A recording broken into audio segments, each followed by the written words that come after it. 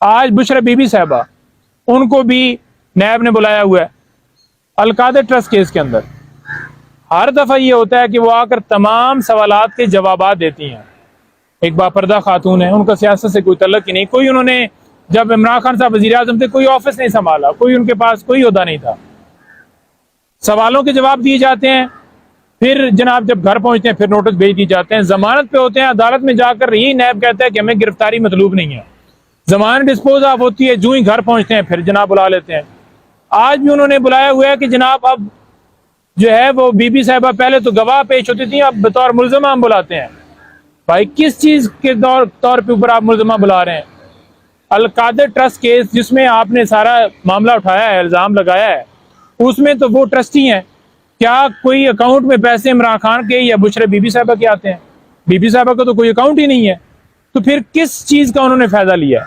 वो पैसे जो बाहर से आए वो सुप्रीम कोर्ट के अकाउंट में पड़े हुए हैं, आप निकलवा लेते। 16 महीने आपकी हुकूमत रही। इमरान खान के ऊपर सिर्फ आए रोज कोई ना कोई कीचड़ उछालना, कोई ना कोई उनकी फैमिली के ऊपर तोहमत लगाना, उनकी बहनों के ऊपर FIR देना और उनके रिश्तेदारों के ऊपर, पूरी पार्टी के ऊपर नहीं देख रहे आप।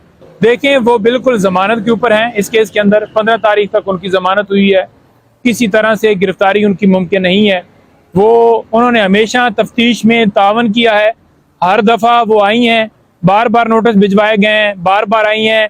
SSP ऑफिस में जो आप पुलिस लाइन यहाँ पर है, वहां पर आके वो जो छोटे कमरे थाने IO के सामने पेश होती रही हैं। भाई उनका कसूर क्या है?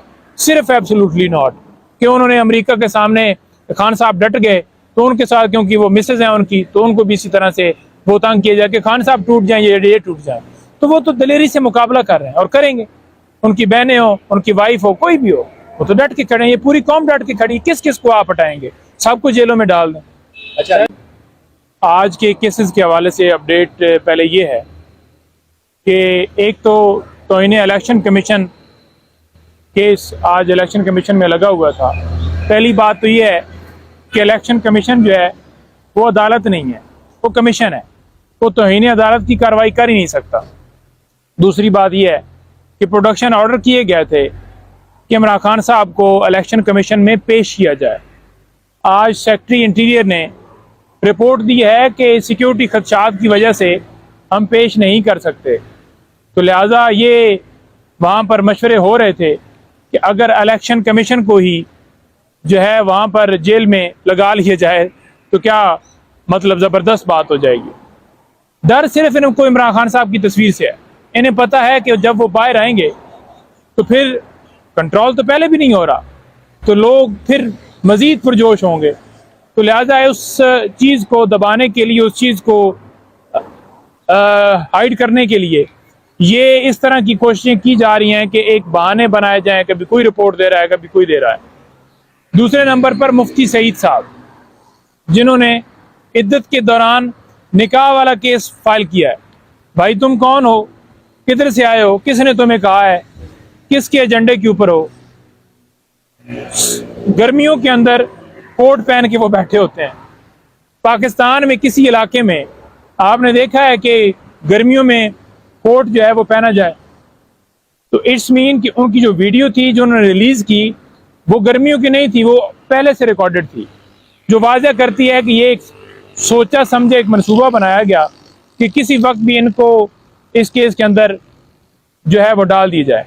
पहले मजिस्ट्रेट ने इस कंप्लेंट को ये कहा कि जनाब ये जो है मेंटेनेबल नहीं है, फिर ऊपर से दोबारा जो है केस रिमांड होता है और फिर इसको एक्सेप्ट किया जाता है। बात यह है कि इस केस के अंदर PMLN के वो सारे लॉयर हैं जो लीड करते हैं PMLN के केसेस को, तो जो वाज़ेह तौर पर सबूत जाहिर कर रहे हैं कि ये किस एजेंडे पे और कौन लोगों ने जो है इसको प्लांट किया हुआ है। कौम जानती है, हर बंदे को पता है। और ये एक आकर झूठा बयान देते हैं मीडिया के ऊपर कि हम कोई किसी तरह से, ना इमरान खान साहब के केसेस से हमारा ताल्लुक है, ना कभी हमने कोई केस बनाया है, यानी कि ये सारी कार्रवाइयाँ। तीसरे नंबर पर आज यहाँ पर आपको बताता जाऊं कि इस्लामाबाद हाई कोर्ट में जो रिपोर्ट जमा करवाई गई है वो ये है कि कबीना ने मंजूरी दी है कि इमरान खान का जो ट्रायल है वो जेल में होगा। सिक्योरिटी खदशात हैं, यही सरकार थी जब उन्हें मजबूर किया गया कि आप जो है लाजमी पेश हों, हालांकि उस वक्त उनके ऊपर वजीराबाद में कातलाना हमला हुआ था। उसके बावजूद 26 घंटे ऑपरेशन किया गया कि आप जो है आए। डिस्ट्रिक्ट कोर्ट में कोई हालात ठीक नहीं थे, आए रोज वहां पर कत्ल होते थे। इस वजह से हम ये कह रहे थे कि सिक्योरिटी खदशात हैं, हालांकि उस वक्त सिक्योरिटी भी नहीं दी गई। खान साहब अपनी सिक्योरिटी लेकर आते थे।